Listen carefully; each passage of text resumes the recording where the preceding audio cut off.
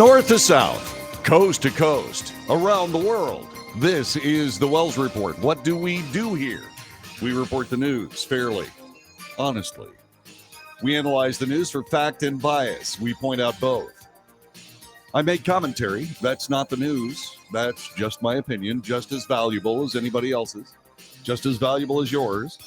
So by all means, please share your opinion with all the things that we talk about, the news, the analysis, and the commentary. It's debate.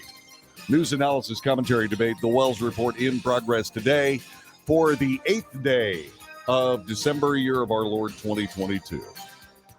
It seems like almost a year since 2022 came to our lives.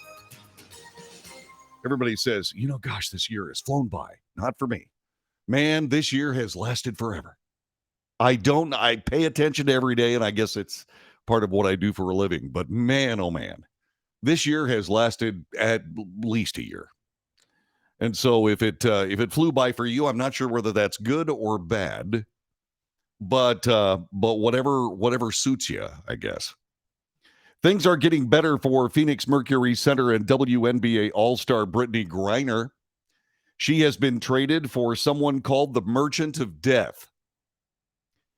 Indeed, she's been released from a Russian penal colony and is in the United States, or at least is in United States custody, after a prisoner exchange for arms dealer Victor Bout. This, according to President Joe Biden today. Senior administration officials said Griner had been released from the penal colony within the last 24 hours, taken to Moscow, before flying to the United Arab Emirates, and is currently on her way back to the United States.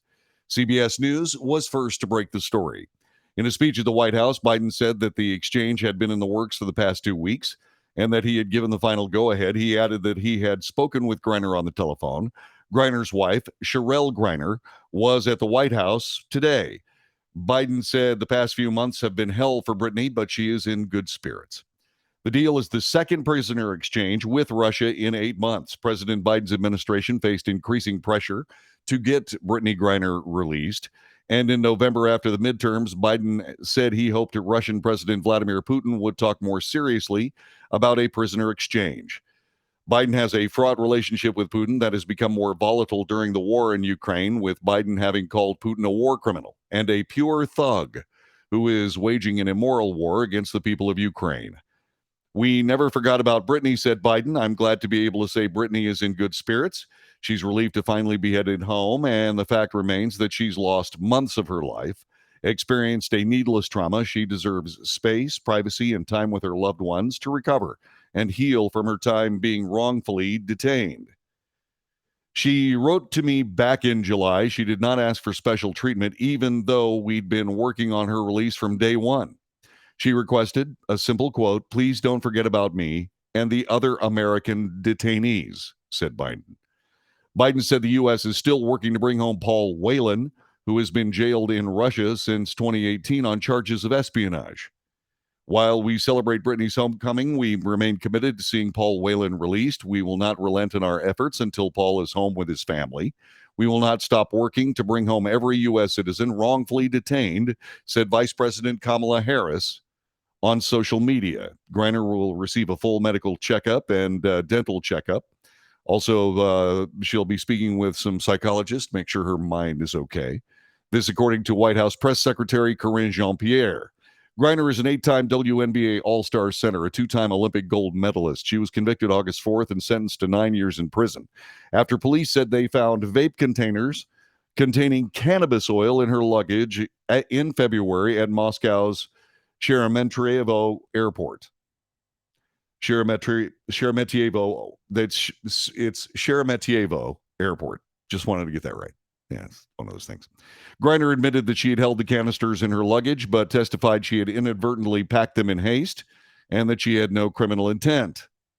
It doesn't matter. If you have it, you have it, and that is all. Victor Bout. Who is that guy? He is a notorious Russian gun dealer. He has been dubbed melodramatically the Merchant of Death. In reality, he is a merchant of weapons. He was released from a U.S. prison today in exchange for WNBA star Brittney Griner. He's 55 years old. He's a former Soviet military officer and translator who was serving a 25-year prison sentence for conspiring to kill Americans, acquiring and export anti-aircraft missiles, and providing material support to a terrorist organization. Bout claimed he was innocent. The Kremlin repeatedly dismissed the U.S. prosecution as baseless and biased. Russia had been trying to arrange a deal for Bout's release since his arrest in 2008. The exchange of Greiner for Bout, the son of a mechanic and bookkeeper, was completed at an airport in Abu Dhabi, United Arab Emirates. It happened today, according to the Russian Foreign Ministry.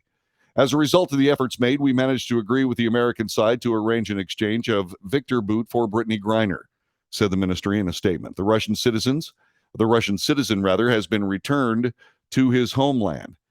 He had been held at the U.S. penitentiary in Marion. That's a supermax there. Actually, according to this, now a medium security federal prison in Illinois. That used to be one of the most notorious prisons in the United States. He was scheduled for release August 9th, 2029.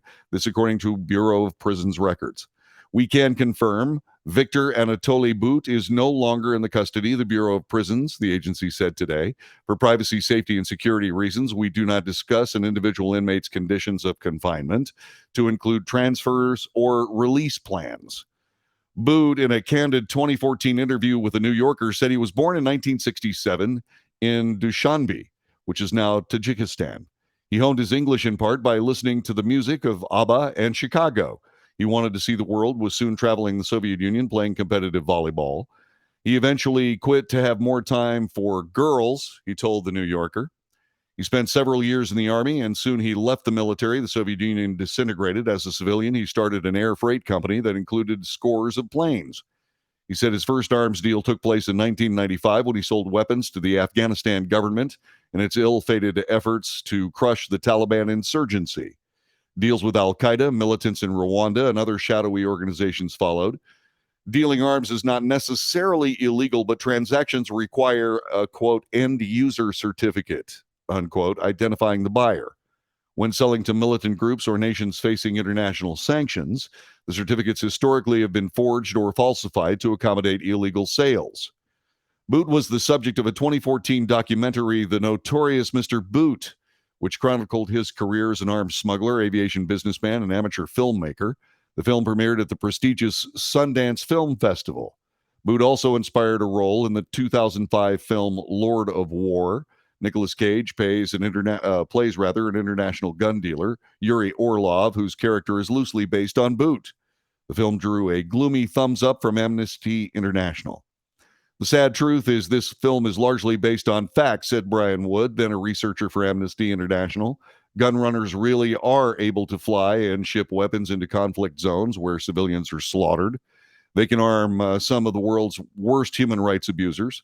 Yet the lack of legally binding controls means that, like Nicolas Cage's character, they can laugh in the face of the law. Bout, fluent in at least 6 languages, has been in custody since his 2008 arrest in Thailand. He was nabbed in a sting operation led by the U.S. DEA. In Thailand, they posed as members of the Revolutionary Armed Forces of Colombia, a Marxist-Leninist guerrilla group that conducted an armed struggle against the Colombian government until 2017. Then Attorney General Eric Holder described Bout as, quote, one of the world's most prolific arms dealers, but it took 2 years of court battles for his extradition to the U.S. to be approved.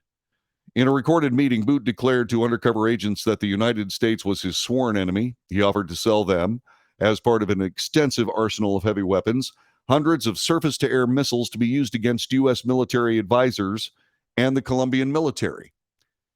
Bout claimed he operated a legitimate business, and provided transportation logistics for shipments of any products. Bout was sentenced to 25 years in prison in 2012. In announcing the sentence, Preet Bharara, the U.S. attorney in Manhattan, described Bout as an international arms trafficking enemy number 1 for many years. Bharara said that Bout had armed some of the most violent conflicts around the world. He was finally brought to justice in an American court for agreeing to provide a staggering number of military-grade weapons to an avowed terrorist organization committed to killing Americans, said Bharara. And now he is free, or what passes for free in Russia, as an exchange for Brittany Griner. Is that a fair trade? Telephone number is 817 379 2172.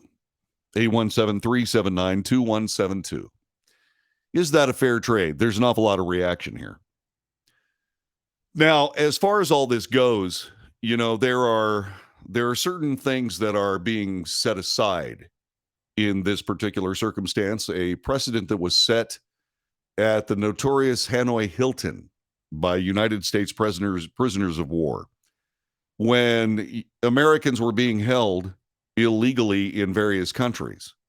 They had a first in, first out policy. In other words, the people who had been there the longest got to be released first. Paul Whelan has been in Russian custody for a lot longer than Brittany Griner. Now, the wartime ideologies of prisoners of war really don't necessarily hold to the United States government. But there are questions being asked why it was that Brittany Griner was moved to the head of the line instead of Paul Whelan, a former U.S. Marine and American businessman. All research that I can find anything about says that he was arrested illegally in Russia, perhaps in an effort to try to get back Victor Bout. And so we don't know exactly what's going on with that, but we do know that Brittany Griner's coming home, and we do know that a former United States Marine is staying there. Is that fair? Is that the right thing to do? There's also another question that is begged to be asked. And of course, in order for us to ask that question, we have to say, okay, so what if this was a photographic negative? What if Brittany Griner was white and Paul Whelan was black? What if this wasn't President Biden? What if this was President Trump? Is this one of those situations where race is playing a part in this? In other words, is Paul Whelan now being the recipient of all that white privilege we keep hearing about? 817-379-2172, 817-379-2172. Brittany Griner, a basketball player for Victor Bout, perhaps one of the most successful and notorious gun runners in the history of the human endeavor. There is a racial implication here. Is that racial implication fair? Paul Whelan is white. Brittany Griner is black. Paul Griner is heterosexual. Brittany Griner is not. Are we seeing woke philosophy with regards to Americans being held overseas against their will and likely illegally? Telephone number is 817-379-2172, 817-379-2172. You're listening to The Wells Report. We'll be back with more in just a moment.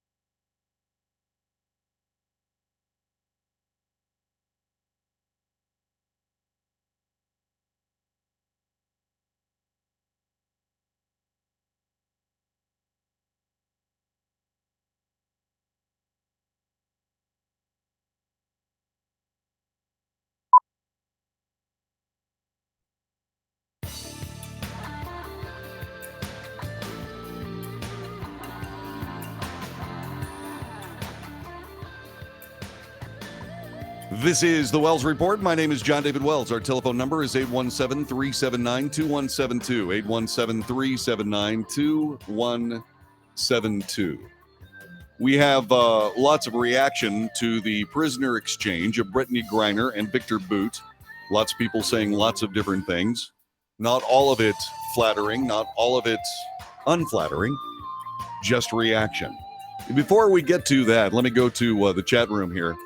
Let's see. She broke the law of Russia. This was not her first trip there. Other Americans did nothing. She did, for all intents and purposes, smuggle drugs into Russia. Someone else says, now watch. She's going to get a hero's welcome when she comes home. Someone else says, 2 wins in one, freeing a person of color and an LGBTQ activist in the same person. Yeah. Someone else says maybe Russia didn't want a black gay woman in their country indefinitely. Russia is most certainly not woke. Yeah. What about all of our American friends and allies stuck in Afghanistan? There are an awful lot of ways to look at this. Yeah. It does tick all the boxes. Yeah. John Thomas says ticks all the boxes. Yeah. Yeah, it absolutely does. But the question is, it was the first thing that came to someone else in this household's mind. And it was, why isn't this racist? That was the question. Why isn't this racist? Had the situation been reversed, it most assuredly would have been racist. That say, for example, if Paul Whelan was black and Brittany Griner was white, and say, for example, President Donald Trump was in the White House, that would have been a hue and cry heard across the land. But because, as someone says, ticks all the boxes, yeah, checks them all off. Then this must be some of this white privilege we're hearing so much about. The privilege of being able to be left behind in favor of a person of color and of a person with a protected status in our very famous woke society. Perhaps that's the case. We'll get back to that coming up in just a couple of seconds. I wanted to let you know about this. A notorious drug cartel leader and hitman suspected of torturing and decapitating dozens of victims has vanished from the United States federal prisons database. He was not up for release until 2056. Edgar Valdez Villarreal, a 49-year-old who goes by the criminal moniker La Barbie, is listed as not in BOP custody, Bureau of Prisons custody, on the Bureau of Prisons website. The BOP said it released Valdez Villarreal on November 27th, although the Bureau frequently lists inmates as released when they've been transferred to the custody of another group. Nevertheless, Mexican President Andrés Manuel López Obrador kind of would like to know where this prisoner is. Yeah, reporters asked him about the cartel leader's whereabouts during a press conference. Quote, "It's very strange what's going on in the United States with Mr. Villarreal, who is no longer registered among those in custody. We'd like to know where he is. There's no reason for him to leave prison because he was condemned to many years, unless there was some kind of an agreement." Some kind of an agreement. He was extradited to the U.S. in 2015, sentenced to 49 years in prison. This guy is really a sweetheart. He was notorious for torturing, then decapitating his victims, often videotaping or videoing the violence. Yeah. Sick. At least sick. Back to more of the prisoner swap between Victor Bout and Brittany Griner. She's on her way home. There are an awful lot of people that are going to be very happy to see her, and they should be. But there are other circumstances at play. What do you think about those? Share with us. Our telephone number, 817-379-2172, 817-379-2172. You can also join us on the chat room. We'll be back with more coming up in just a couple of moments. This is The Wells Report.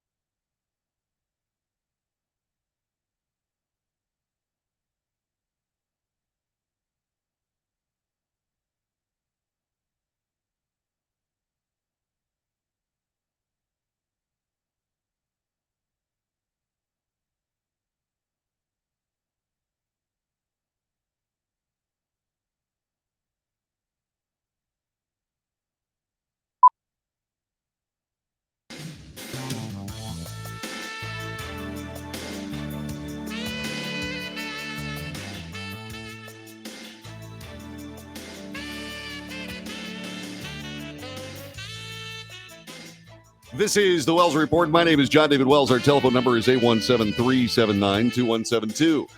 So Brittany Griner, WNBA star, is headed home. Paul Whelan, United States Marine, longtime guest of the country of Russia, wrongfully detained, according to the United States government, for spying, is still there. Was this exchange based on race? Brittany Griner is black. Paul Whelan is white. This is a question that has to be asked. Is this all about race and sexuality?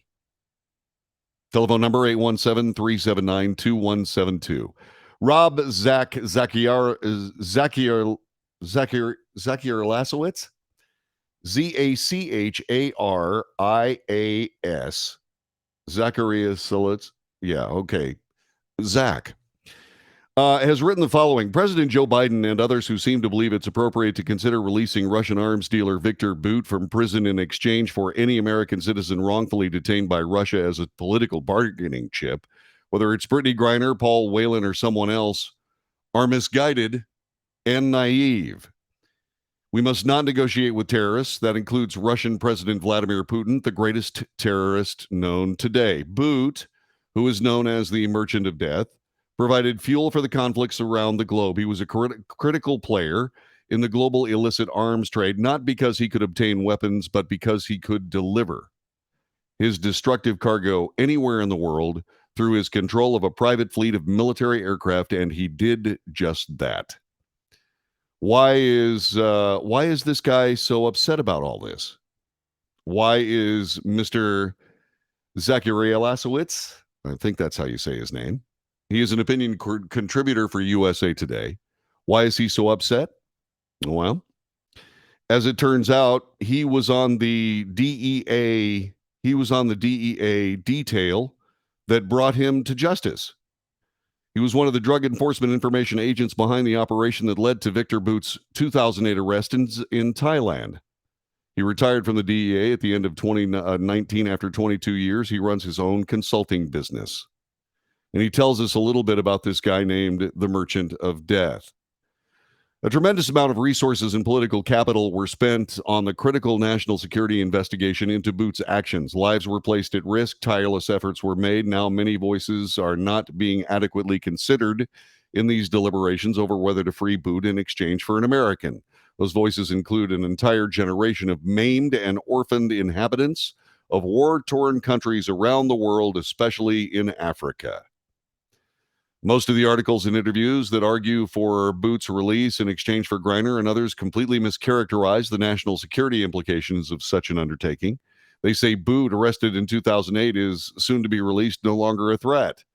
He's unlikely to be a continued force in the global illicit arms trade. To be clear, Bout has served less than 15 years, or 60% of his 25-year mandatory sentence. The evidence against Bout was extensive and damning.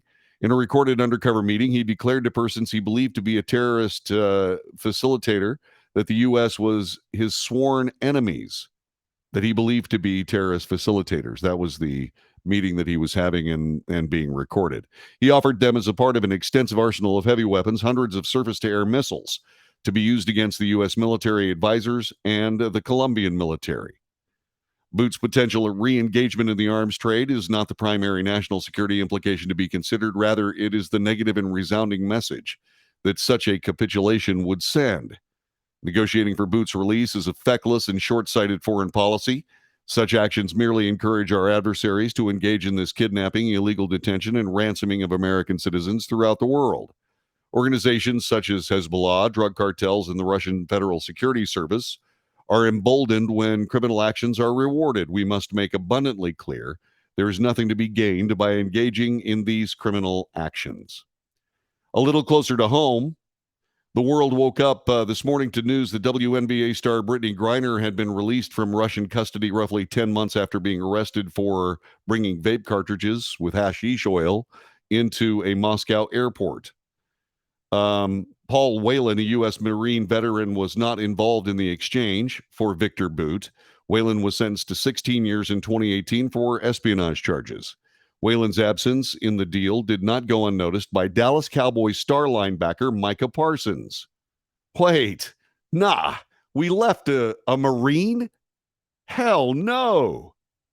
President Biden announced Griner's release early this morning, posting a picture with Griner's wife, Sherelle, and Vice President Kamala Harris. Moments ago, I spoke to Brittany Griner. The tweet said she's safe, she's on a plane, she's on her way home.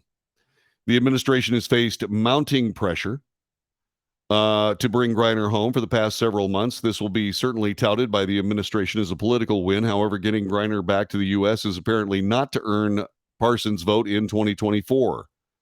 We still not voted for you, said Parsons in a now deleted tweet.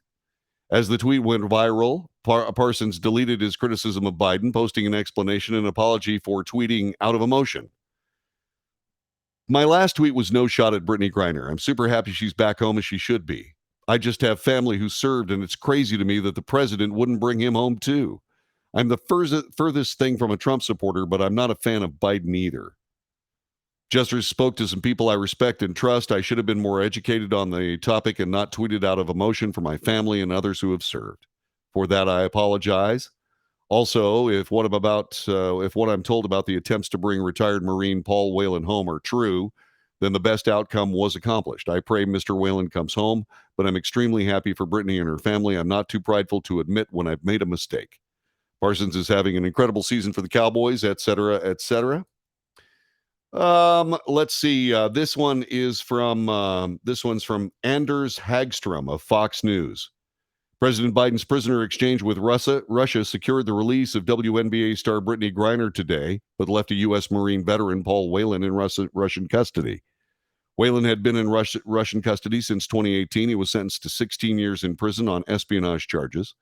Griner had been in Russian custody since February after authorities discovered vape cartridges containing cannabis oil in her luggage. Biden administration had initially sought release of both Griner and Whelan in exchange for notorious arms dealer Victor Bout, a Russian citizen serving a prison sentence in America, known colloquially as the Merchant of Death. He was convicted in 2011 of conspiracy to kill Americans and sentenced to 15 years in prison. Actually, I believe it was 25 years in prison. They got that wrong. The Biden administration ultimately agreed to exchange Bout for Griner alone, leaving Whelan behind in Russia. Nevertheless, Whelan's brother, David Whelan, congratulated Griner on her release in a Thursday statement, but lamented the Biden administration's failure to release his brother. There's no greater success than for a wrongful detainee to be freed and for them to go home. The Biden administration made the right decision to bring Ms. Griner home and to make the deal that was possible rather than waiting for one that wasn't going to happen, he wrote. Gracious people here. She will be reunited with her family. Brittany is free and Paul is still a hostage. But how many more times do I need to write that, he continued. Despite the possibility there might be an exchange without Paul, our family is still devastated. I can't even fathom how Paul will feel when he learns. Paul worked so hard to survive nearly 4 years of this injustice. David's statement went on to note the Biden administration notified the Whelan family that Paul would be left behind in the exchange. The statement noted that it was the second time the Biden administration had left Paul behind in a prisoner exchange, with the last instance coming in April. How do you continue to survive day after day, when you know your government has failed twice to free you from a foreign prison? He pushed the Biden administration to be more aggressive in its efforts to get Americans released, going so far as to say the U.S. should arrest more Russians for exchange. Ouch. As the use of wrongful detentions and hostage diplomacy continues around the globe, it's clear the U.S. government needs to be more assertive. If bad actors like Russia are going to grab innocent American citizens, the U.S. needs a swifter, more direct response and to be prepared in advance, said David Whelan. In Russia's case, this may mean taking more law-breaking, Kremlin-connected Russians into custody. It's not like there aren't plenty of them around the world. Biden said Griner will be back in the U.S. tomorrow. He also vowed that his administration will continue negotiating for Whelan's release, adding that Russia is holding him for totally illegitimate reasons. And then there's this from Fox Business. A former FBI official is saying that you'd be hard put to find a person who has more blood on his hands than Victor Bout, selling arms around the world, a prolific arms dealer, Only Vladimir Putin probably has more evil and blood on his hands than this man, said former Assistant FBI Director Chris Swecker, telling Fox Business Today. Swecker argued that Griner has been used as a political pawn to recover one of Russia's most dangerous criminals, a tactic commonly used by Putin. Victor Bout spent an entire career selling guns and arms. He's an intelligence operative for Vladimir Putin, operating under his auspices. I mean, he was public enemy number one for a long time, and we can only assume he'll resume that career when he gets back to Russia, Swecker explained to Maria Bartiromo. Reports earlier this year suggest that Bout could potentially be used in a two-way trade for Griner and former U.S. Marine Paul Whelan, who has been jailed on espionage charges that his family and the U.S. government has said are baseless. However, Whelan was curiously not a part of the exchange, which led Swecker to question the political motivations behind the entire transaction. You just question whether there's a political motive as opposed to weighing the equities of a situation and getting out a former Marine or making it a package deal, said Swecker. Biden announced that Brittany Griner will be back in the U.S. tomorrow. The president also promised to incessantly pursue negotiations on Whelan's release, reinforcing claims Russia has imprisoned him for unsanctioned reasons. So that's the story. So what do you think? What are your thoughts? What are your thoughts on all of this? Is it politics? It's hard to say that it wouldn't be. It's hard to say it would not be politics. Someone that I respect tremendously said this whole trade deal, in my opinion, was bad. No matter how badly you want to identify with either racial, LGBTQ, or other concerns, this was wrong. How do other countries deal with Americans breaking the law in other countries? They get jailed, appear before their judicial system, and get sentences appropriate to those laws. Yeah. Let's see. Griner gets out. We still have January 6 political prisoners. President Biden is gravely mistaken if he thinks this is a victory for the U.S. It depends.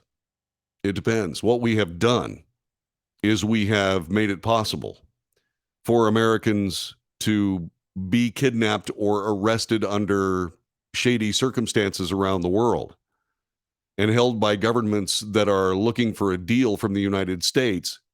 And depending on the value of the American who has been arrested, depending on the value of that person in the minds of the government who arrested them, they may be able to get some kind of nice deal from the United States of America. Dealing with terrorists is always a bad idea. And yet, that's what we're doing. Telephone number 817-379-2172, 817-379-2172.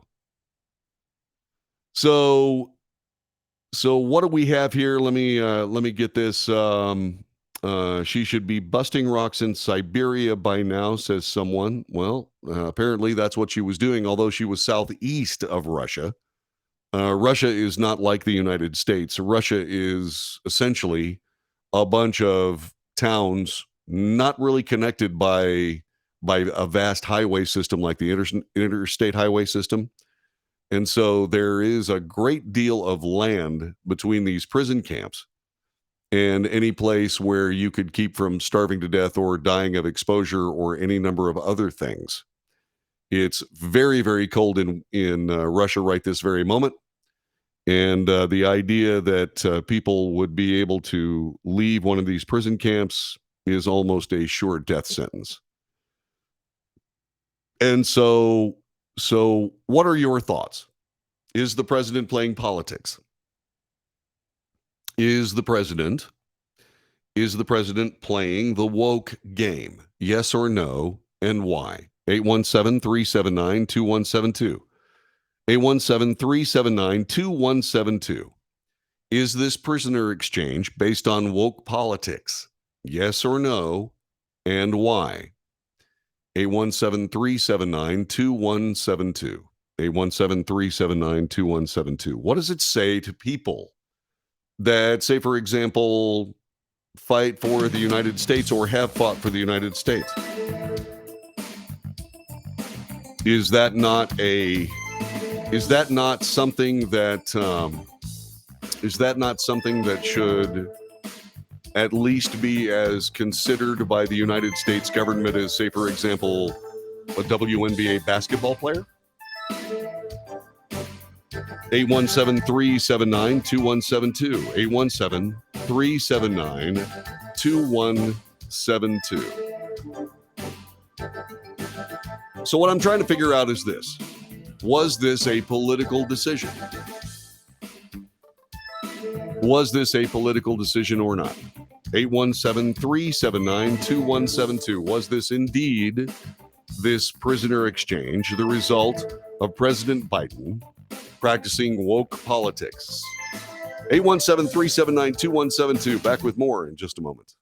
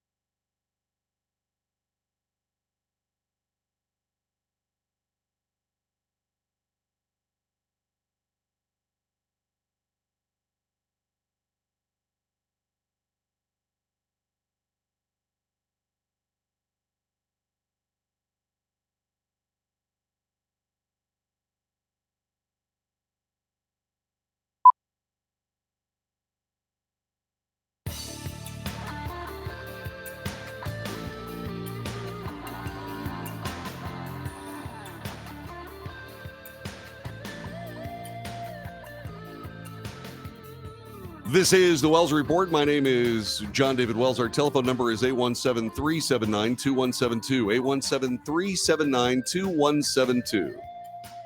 A tale of two Russian prisoners, Brittany Griner, who is a gay, black, American professional athlete, and Paul Whelan, who is a white businessman and a former member of the United States Marine Corps. Both incarcerated in Russia, one for drug smuggling, one for espionage. Paul Whelan has been there longer. He remains. Brittany Griner's coming home. Is that the result of President Biden playing woke politics? Yes or no, and why? He's playing politics. He's attempting to gain support for when he runs for re-election in 2024, gaining votes from specific social groups. He's attempting to gain those votes by listening to his handlers. I'm sure that he gains votes when he mentioned wiping away college debt, supporting the Green New Deal, etc. Okay. This may be a deal that was worked out with Biden, his handler, and Putin. Remember when Obama traded several terrorists for an army deserter? Yes. That was the Bo Bergdahl case. Do you believe this is woke politics at work?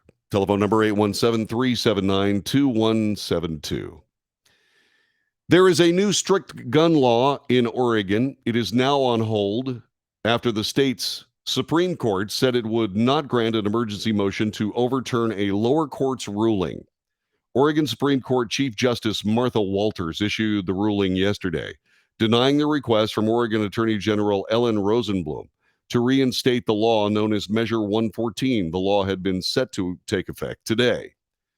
Magazine capacity restrictions and permitting requirements have a proven track record. They save lives, said Rosenblum in a statement. We are confident the Oregon Constitution, like the Second Amendment of the U.S. Constitution, allow these reasonable regulations. Really? Shall not be infringed. Allow reasonable regulations. I think those two statements are at odds with each other. The law, which is approved by Oregon voters in November elections, is among the strictest in the nation.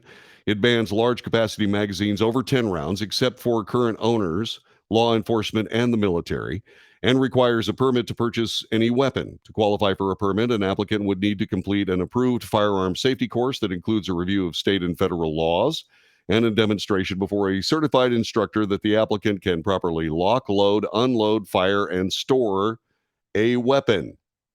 Applicants are also subject to a fee of $65, need to pass a criminal background check, and need to be determined by a permit agent to not pose a danger to themselves or others based on their mental state or past behavior.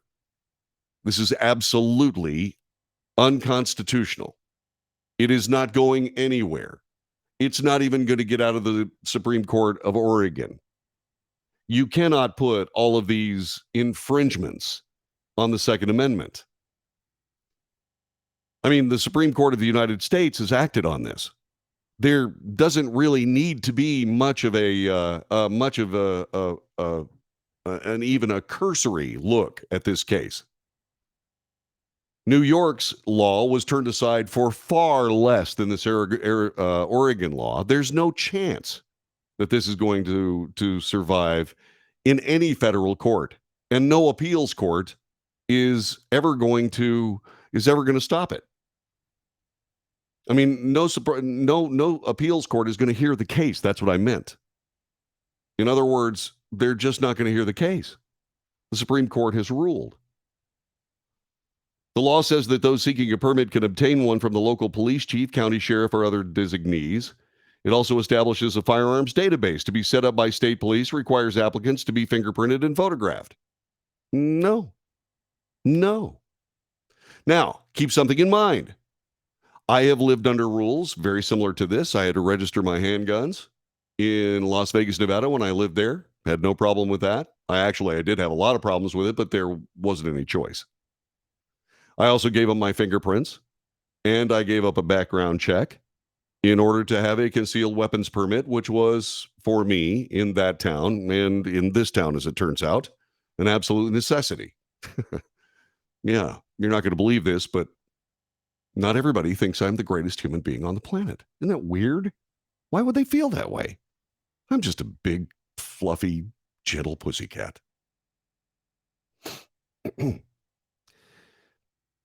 Anyway, but I don't think that the run-of-the-mill person needs to prove that they're innocent of something before they can claim their right to keep and bear arms.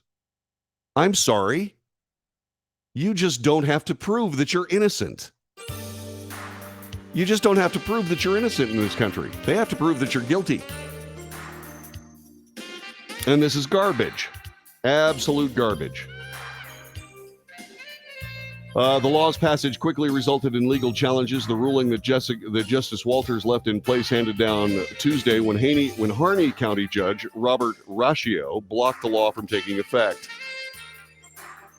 Yeah, by the way, the law is not going anywhere. It absolutely isn't going anywhere. It's not going to get out of Oregon because there are limits. There are just simple limits. This is the Wells Report. My name is John David Wells. Speaking of LGBTQ plus information and law, there is another LGBTQ plus law that has been passed. We'll get to that coming up in just a couple of moments. This is hour number 1 of the Wells Report. Hour number 2 right around the corner. You stay right there. All right, and thanks once again for being with us today, and thank you, and we'll be back with more in just a moment.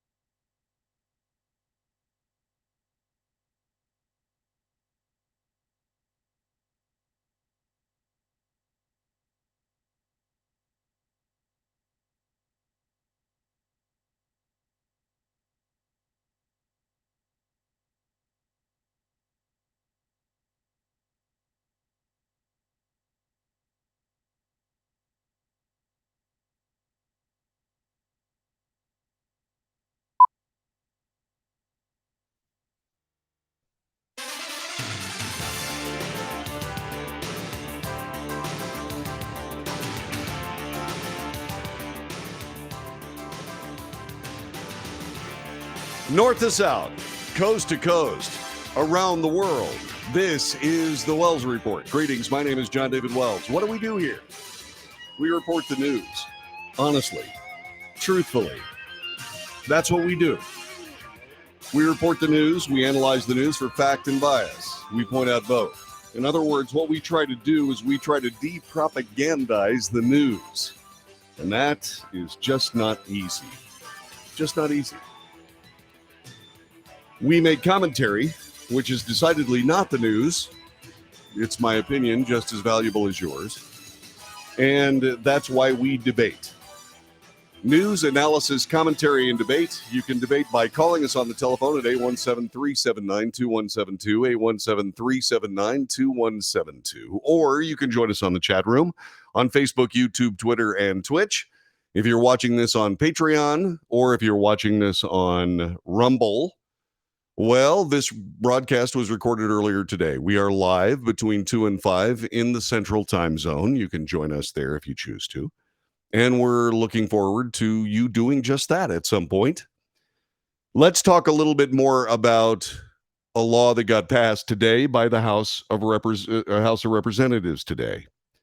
The Respect for Marriage Act, which will require the federal government to recognize same-sex marriages performed in states where they are legal, but those laws do not go as far as Democrats want, has passed the U.S. House. The bill won approval 258 to 169. The Senate passed it 61 to 36 last week. The legislation now heads to the White House for President Biden's signature into law. Despite warnings from Republicans in both chambers, the bill does not do enough to protect religious liberty. 39 House Republicans voted for the bill. Supporters of the bill hailed it as a safety net in the event of the Supreme Court reversing a ruling that says the Constitution guarantees the right of same-sex couples to get married. This legislation is the latest step in House Democrats' fight to win full equality for LGBTQ Americans and forge a more perfect union that our children and their children, all of our children, deserve, outgoing Speaker Nancy Pelosi of California said from the House floor. I find it deeply poignant that as we prepare to bring the 117th Congress to a close, we are on the cusp of a great bipartisan moral victory in defense of a fundamental right of all Americans. A victory that will provide stability and reassurance to the millions of LGBTQ and interracial families that have come to rely on constitutional rights to marry, she said. By the way, that's not what she said. That was added by House Judiciary Chairman Representative Jerry Nadler. Sorry. The Respect for Marriage Act was whipped up by Democrats in the Senate after Supreme Court Justice Clarence Thomas issued a concurring opinion in the case of Dobbs v. Jackson, Women's Health Organization, which overturned Roe v. Wade. Thomas said in light of the decision to let states decide abortion, the court should also reconsider all of its court's substantive due process precedents, including the Obergefell and Hodges case that took same-sex marriage out of the hands of states and said that it was a right guaranteed by the Constitution. The right is not apparent in the Constitution. It was created out of whole cloth by the court. The point of Clarence Thomas is that is also a violation of the separations of power in the United States Constitution. It's always a bad thing when the Supreme Court of the United States is unconstitutional, since it's their job to interpret the Constitution, not change it. So the Respect for Marriage Act says the federal government will recognize same-sex marriages performed in states where they are legal and includes a similar protection for those interracial couples should the Supreme Court overturn a decision on that issue, Loving v. Virginia, that bans states from outlawing those marriages. Republicans said the bill was an unnecessary overreach that addressed a non-existent threat.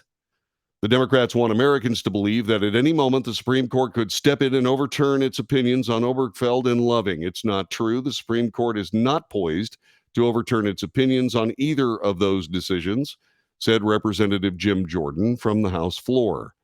Jordan said the Supreme Court said in the Dobbs opinion, which overturned Roe v. Wade, explicitly stated the decision should not be misunderstood or mischaracterized to cast doubt on precedents that do not concern abortion. The bill is the result of months of negotiation between both parties in the Senate, was introduced despite calls from some progressives to make the measure go further.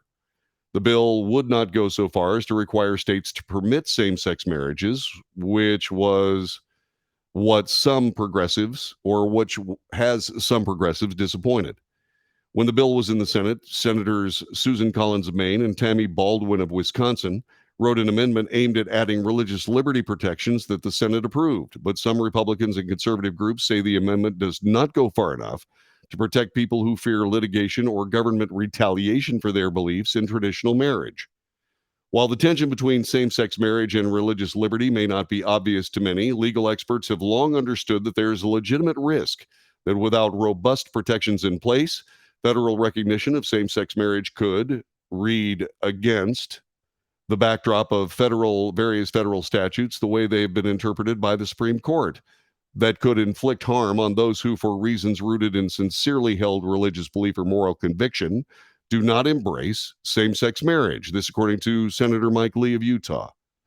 Lee also wrote an amendment with stronger religious freedoms protections, but it was ultimately rejected. Tim Schultz, the president of the First Amendment Partnership, told Fox News Digital that the passage of the RMA is about political realism, that both sides had to cede some ground in order for the language to become law. I think this is actually a big political deal, said Schultz. I think that legally the RMA is not a huge deal, and I think that that's why people are hyperventilating,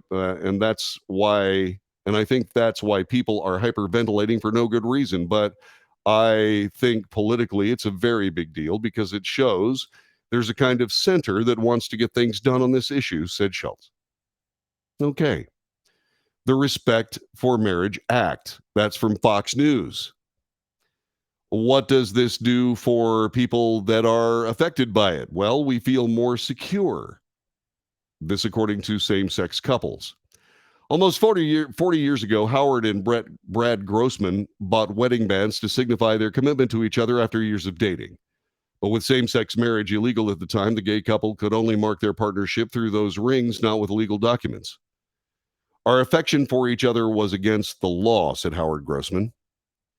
Decades later, the House passed the Respect for Marriage Act. It happened today by a vote of 258 to 169, enshrining federal rights for same-sex marriage. The couple is appreciative that young same-sex couples will not face the same anxiety that they've had about losing their marriage rights. To see how far we've come as a society, it makes my heart smile, said Grossman, who's 67 years old. The Respect for Marriage Act guarantees federal recognition of any marriage between two individuals if the union was valid in the state where it was performed. It also requires states to accept the legitimacy of a valid marriage performed elsewhere and protects interracial marriages. Okay. So what do you think about that? Do you think this is basically political grandstanding, or do you think there's a reason for it? Is this a good thing or not? Telephone number 817-379-2172. 817-379-2172. Let's see. That's not being talked about in the chat room yet. Our telephone number 817-379-2172. Let me talk to you about a different law. It was passed by the 104th United States Congress. It was signed into law by President Bill Clinton.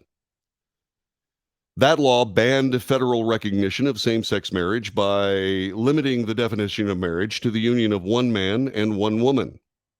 It further allowed states to refuse to recognize same-sex marriages granted under the laws of other states. All of the Act's provisions, except those relating to its short title, were ruled unconstitutional or legally void by the Supreme Court decisions in the cases of United States v. Windsor in 2013 and Obergefell v. Hodges in 2015, which invalidated the law and any enforcement that it had. The Defense of Marriage Act. It was also determined to not be defended by the Obama administration. So let me ask this. If, say, for example, there are legal challenges to the Respect for Marriage Act, and should at some point, say, for example, a more conservative ideology settle across the nation. Should a future, say, for example, conservative president do as President Obama did, which was to simply refuse to defend a law that was legally passed and signed into law by the United States legislature, by the House of Representatives and the Senate? Should a subsequent president simply just decide not to defend the Respect for Marriage Act? Yes or no, and why? 817-379-2172. 817-379-2172. Obviously, there is room for a great deal of discussion about that. But remember, this very same process, this very same process was followed for the Defense of Marriage Act. It was passed under extremely the same procedures and was immediately turned aside. Is all fair in marriage of any kind? Is all fair? 817-379-2172. 817-379-2172. You see, this is what happens when the government of the United States starts playing around in a purvey that it does not belong in. Marriage is a religious sacrament. Now, civil unions are not. Civil unions are civil. And the colloquial term of being married in a civil union is essentially part and parcel of all of that. At some point, will there be a political argument regarding the actual definition of the word marriage? I don't know. 817-379-2172, 817-379-2172. I regret that the water remains muddied on this issue. The people of the United States have spoken on this in several different ways, in several different states, only to be set aside by extra voter means. In other words, extracurricular to the votes of the people of the United States. The particular Defense of Marriage Act that defined marriage in the United States as between one man and one woman was passed in California twice and set aside by the California Supreme Court twice. Votes of the people set aside by votes of a super legislature elected by no one. 817-379-2172. 817-379-2172. Should this be set aside at some point the way the Defense of Marriage Act was set aside by the Obama administration? Yes or no, and why? 817-379-2172. You can find us on our chat room. Chat room's available on Facebook, YouTube, Twitter, and Twitch. This is the Wells Report. We'll be back with more coming up in just a moment.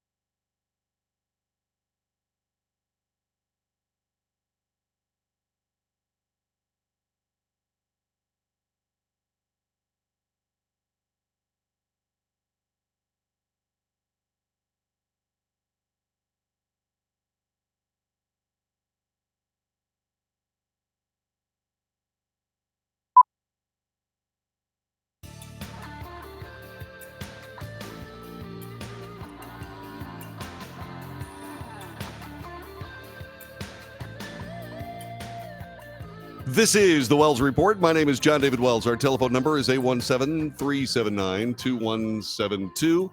817-379-2172. Speaking of respect for marriage, our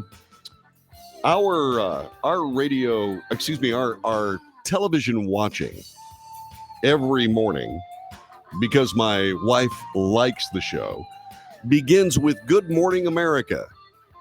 Good Morning America. It's a fine show. I mean, it's hard for me to watch it because it's ABC News, and therefore it's biased left. It has a leftist bias, as you know. So there are a couple of people on that broadcast that I have a great regard for. I like them, in fact. One of them is TJ Holmes. The other is Amy Robach. TJ and Amy are on the show. Very delightful people. I don't know them personally. But aside from essentially following leftist edicts about news reporting that are tiresome to me, these are two very nice people. And they have similar feelings about each other, as it turns out. Are they married to each other? No. They are not married to each other. They are married to others at this particular moment. Well, photos and videos of the couple canoodling have made media headlines over the week and have become tabloid fodder, prompting the network to take action this week by taking the co-hosts off the air.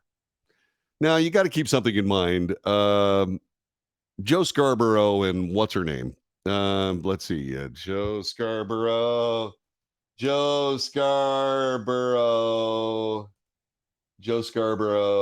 and Mika Brzezinski. Okay. Joe Scarborough and Mika Brzezinski essentially got together under similar circumstances. Okay. And Joe Scarborough and Morning Joe is typical. It's typical fodder, I believe, on MSNBC. I am trying really, really hard to figure out whether or not, let's see. Yeah, I'm trying to figure out whether or not they're on MSNBC. I think they are, but I'm getting all of this garbage. Let's see. They tied the knot in secret. They played this game for a long time. Insofar, let's see. Yeah, MSNBC's weekday morning show. So MSNBC had Mika Brzezinski and Joe Scarborough together, and they tried to keep this romance a secret by essentially having them broadcast side by side on different sets, so it looked like they were in different studios.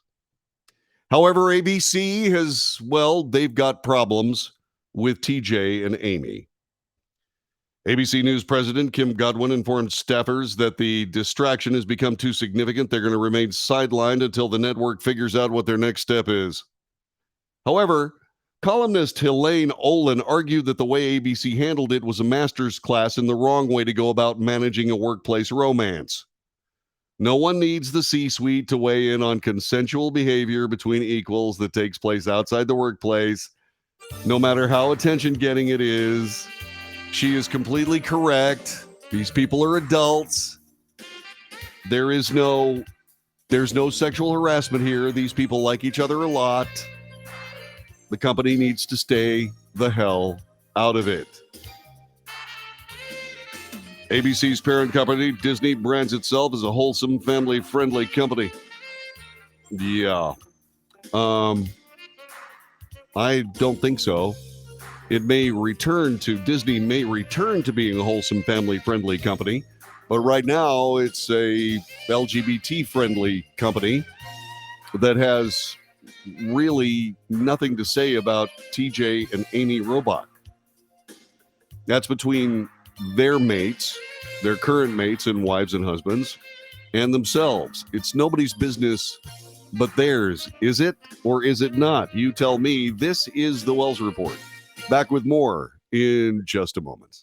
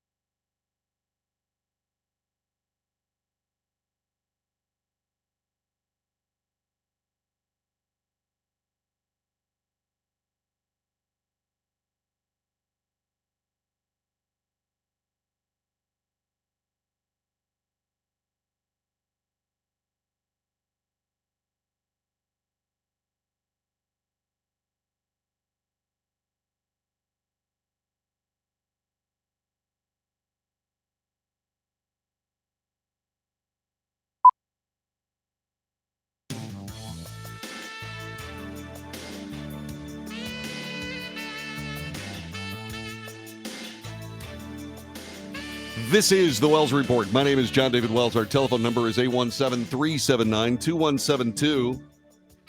The National Defense Authorization Act for fiscal year 2023 was passed today. It sets policy agendas, authorizes funding for the Department of Defense. It was voted on and passed today.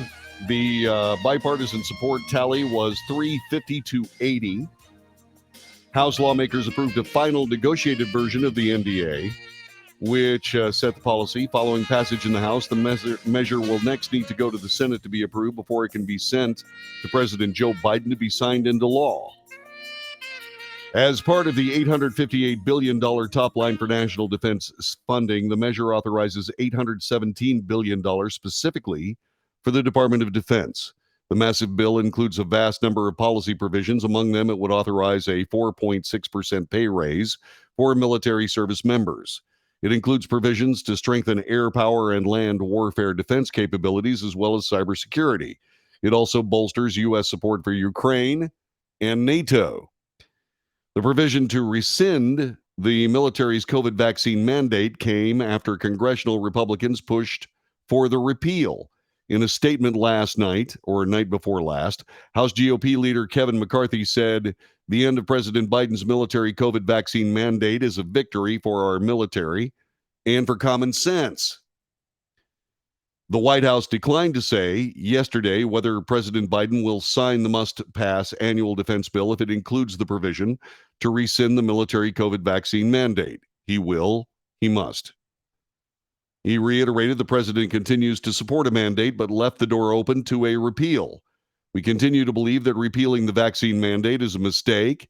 Making sure our troops are ready to defend this country and prepared to do so remains the president's priority, and the vaccine requirement for COVID does just that. This, according to National Security Council Coordinator for Strategic Communications, Admiral John Kirby. He's retired as an admiral from the U.S. Navy. He told reporters that yesterday when pressed specifically on whether President Biden would sign the NDAA if the mandate stayed in the final legislation. But while the White House officials had deferred to and explicitly sided with Defense Secretary Lloyd Austin's opposition to rescinding the mandate, the inclusion of the provision in the final compromise agreement underscores a reality that played out behind the scenes in recent days. Democrats concluded that including GOP priority was a necessity in order to get the must-pass policy bill across the finish line. White House officials have quietly acknowledged that means their opposition to the vaccine language will not get in the way of the bill's passage. So they are simply going to gnash their teeth in anger and say, okay, we're going to let this go. And that's good. That is a very, very good thing for the people of the United States and the United States military, in my humble and personal opinion. That, by the way, was from CNN. This from Fox News. The Biden administration is furious that Congress is poised to remove the military's universal vaccine mandate, a major concession to Republicans on Capitol Hill. President Biden and Defense Secretary Lloyd Austin had been pushing Congress to keep the vaccine requirement as a non-negotiable, but Republicans have successfully negotiated an end to the policy in exchange for passing the military's budget proposal, according to the Washington Post. President Biden officials argue that ending the mandate will cost lives, while Republicans say they're standing up for individual autonomy. Biden officials have reportedly complained that ending the mandate will cause logistical problems for deploying troops overseas, as many countries have their own vaccine mandates. They also fear that outbreaks of COVID-19 in the ranks could disrupt military readiness. I will tell you that as a member of the military, and by the way, when I speak about military things, they have nothing to do with any other military organization. This is solely my opinion only. While I am a member of the Texas State Guard, I do not speak for the Texas State Guard. Any opinion that I share regarding military service in the Texas State Guard or the Texas Military Department is solely my responsibility. I want to make that abundantly clear. As you know, I spent over 6 months In my latest deployment to the border, I've had 2. I went down in 2014 to Operation Strong Safety, and I have served in Operation Lone Star. COVID-19 was a problem down there. It did not hinder the readiness of the troops down there, but it was something that we had to deal with. Nearly all of us had been vaccinated. I'd been vaccinated 3 times and got COVID-19 down there. And as we've seen, this particular vaccine may lessen the actual strength of the virus when you become sick with it, but it doesn't stop you from getting sick with it. It doesn't stop you from passing it along to others. The basis for the U.S. military, in my humble opinion, the basis for the vaccine mandate for military personnel is rendered moot because of the reality on the ground. I've seen it for myself. This particular circumstance it doesn't work. It doesn't work. And to keep people from serving in the United States military because they refuse to get a vaccine that, for all intents and purposes, doesn't work, I think pretty much settles the entire score, don't you? Now, remember, this is just my opinion. I'm not arguing with the Secretary of Defense. He's the Secretary of Defense. I'm not arguing with the President of the United States. He's the Commander-in-Chief of the United States military. And oh, by the way, I took those shots. I took those shots and indeed would do it again. I mean, under the same circumstances, I'm not going to take any more of them now. There's no point in it. The damn things don't work. Hello? Now, I'll be perfectly honest with you. I saw an awful lot of people that were badly damaged because of this. They are going to win in court. They are going to win in court based on decisions like this in the National Defense Authorization Act of 2023. They're going to win in court because the president himself said that the COVID-19 mandate was, or the COVID-19 pandemic was over. So they are going to lose this fight. And all of my brothers and sisters that were either put in situations where they could be discharged or they had been discharged will have those discharges reversed and their money repaid to them, and they will be able to continue on with their military careers should they choose to. And what needs to happen is we need to understand that when we are in a position where there indeed is a federal imperative to protect the people of the United States from a novel virus that people don't know much about. And when that government takes steps to be able to protect the populace from them, from these particular allergens or these particular viruses or bacteria, that it is probably the right thing to do to be able to develop vaccines if possible, and under the circumstances, provide them to the people on a voluntary basis and say, we think this is going to work.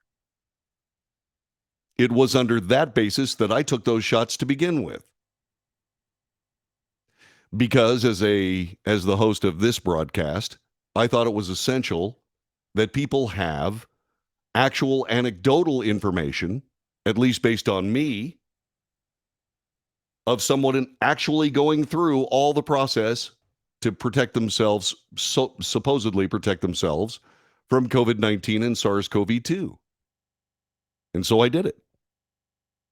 Did it worry me? Yes. Do I continue to be worried?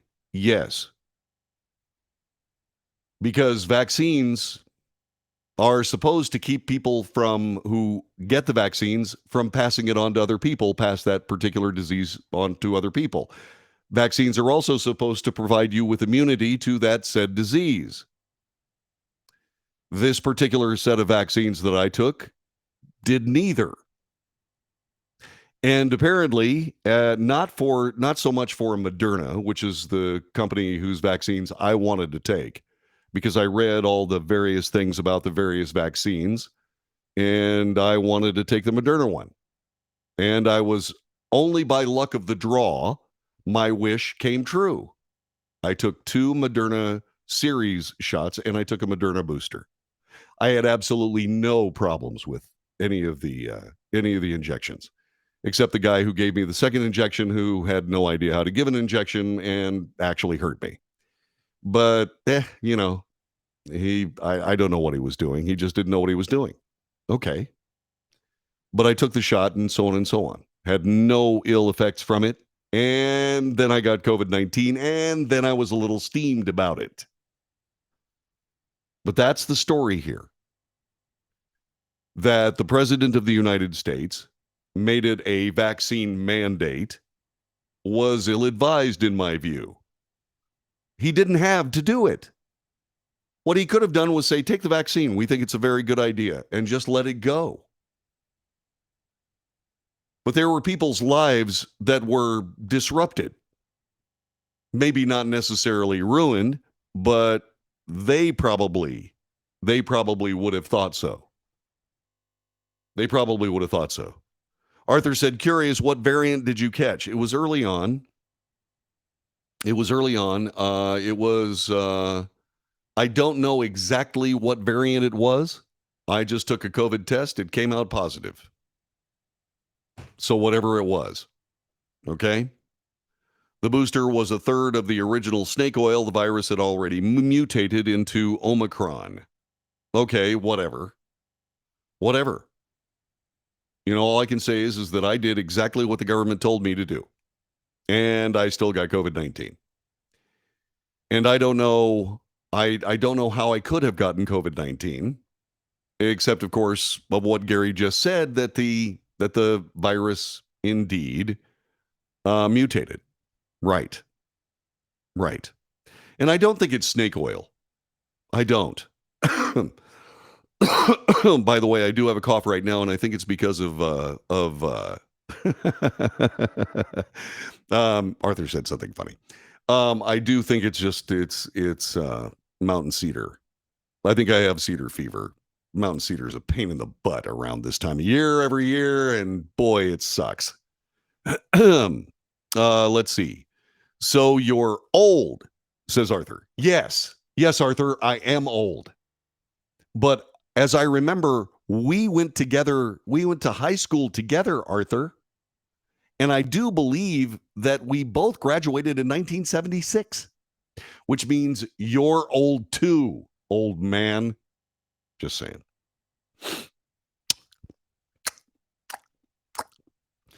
So the Biden administration, not happy. They have complained that ending the mandate will cause logistic problems for deploying troops overseas. That's not going to be a problem. If whichever government that we are sending troops to, if they do not want American troops, then we'll just take them right out of there.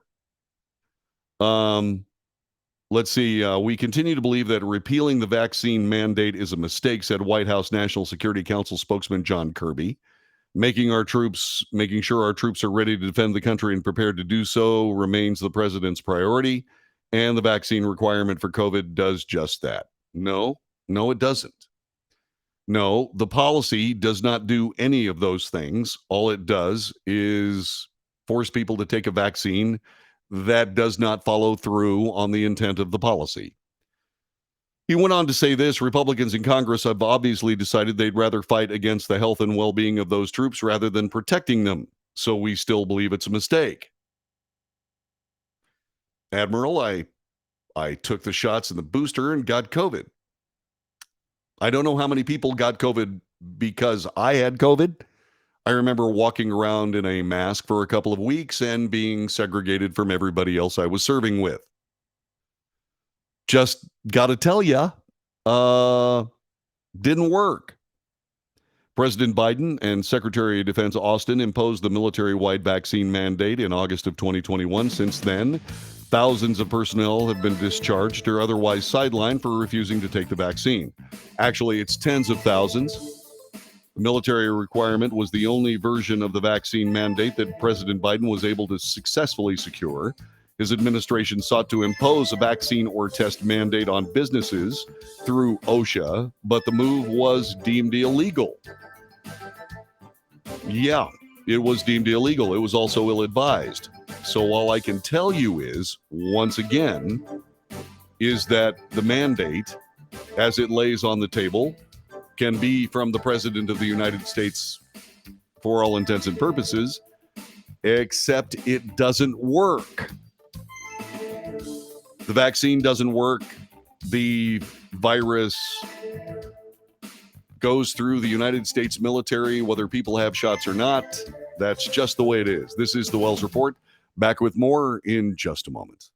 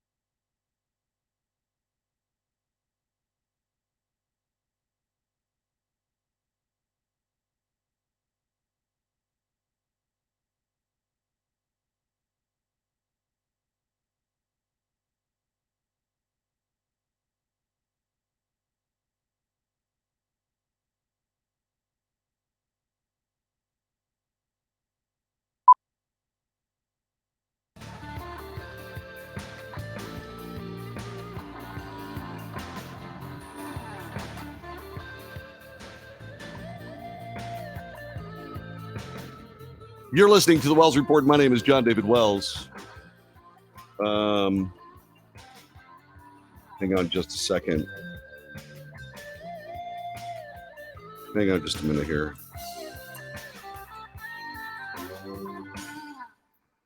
Listen to the music.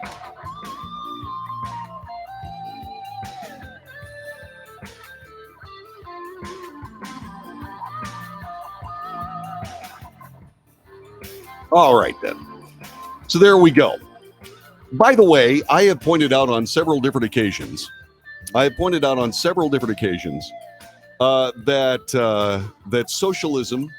socialists in general, are destructive viruses. While we're on the subject of viruses, Destructive viruses in the United States body politic. The delirium caused by fever of socialism is widely known. And what's fascinating to me is that the actual socialists who espouse socialism in American politics, those people are actually pretenders. They're posers. They're not actual socialists. They just play socialists in American politics. And we have proof of that, specifically Representative Alexandria Ocasio-Cortez and Representative Cori Bush. They have voted to enforce the railroad bill that will thwart a national rail strike. The Democrat Socialists of America, who are actual socialists, even though they don't live in socialist countries and have to live under socialist rule, they just spoil for it, which means that they're posers as well, said the following. Biden and the administration sold out workers when they imposed this terrible contract on railroad workers through the antiquated Railway Labor Act, said the Democrat Socialists of America in a press release. We disagree and are disappointed with the decision of DSA members Representative Alexandria Ocasio-Cortez and Representative Cori Bush to needlessly vote to enforce the tentative agreement. Yeah. By the way, President Biden signed into law legislation he said averted what could have been a real disaster. Yeah, it could have been. But it also was a perfect example of union breaking. Mr. President, you who keep talking about how you love union deals, the newly enacted law codifies a July deal negotiated by rail unions in the Biden administration that would raise workers' pay by 24% over a 5-year period from 2020 through 2024, including an immediate payout on average of $11,000 on a ratification. The agreement passed by Congress was approved by 8 of the 12 transportation unions. The 4 dissenting unions representing 100,000 rail workers said the deal was unfair because it included insufficient paid sick leave time. And it still doesn't deal with sick leave. They'd asked for 7 paid sick days. Congress did not include that demand in the bill, despite an effort from progressive lawmakers, including Ocasio-Cortez and even some conservatives like Senator Josh Hawley and Senator Marco Rubio to amend the legislation. Representative Jamal Bowman, also a Democrat Socialist of America's member, voted in favor of the TA, but was curiously spared from the group's criticism. Well, that's because, like every other socialist, the Democrat Socialists of America, their entire political ideology is rendered useless without dishonesty being a part of it. And so the DSA yells at Alexandria Ocasio-Cortez and Cori Bush for not being socialist enough, but will allow Jamal Bowman, who is a socialist from New York, he gets a pass. Okay, well, there you go. Why?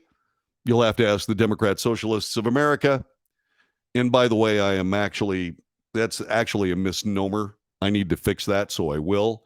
It's the Democratic Socialists of America. While there are plenty of socialists in the Democrat Party, notice I don't use the word Democratic Party because the Democrat Party is not the Democratic Party. It may be a Democratic Party, but it is not the Democratic Party. It would be like calling the Republican Party the Republicanic Party. Okay? I don't do that either. It's the Republican Party. Therefore, it's the Democrat Party. And what I do when I start talking about the Democrat Party, there are socialists in the Democrat Party, but they are not democratic socialists. Democratic socialists are essentially posers who live in a capitalist society but espouse socialism because they don't have the guts to live in Venezuela. And so I really don't have a lot to say, except it's always amusing to watch the Democratic Socialists of America crap on their own memberships when they're not socialist enough. The Democrats need to get rid of the Democrat Socialists of America within their midst. They need to make them choose between being a Democrat or being a Democratic Socialist. They don't get to be both. They simply don't. Because the Democrat Party is going to destroy itself if it continues to sidle up to these socialists, like squad members, et cetera, et cetera. They need to stop. This is the Wells Report, the end of hour number 2. Stick around. Hour number 3 is right around the corner as we continue on the 8th day of December, year of our Lord 2022. This is the Wells Report. All right, then. And we'll be back with hour number 3 in just one moment.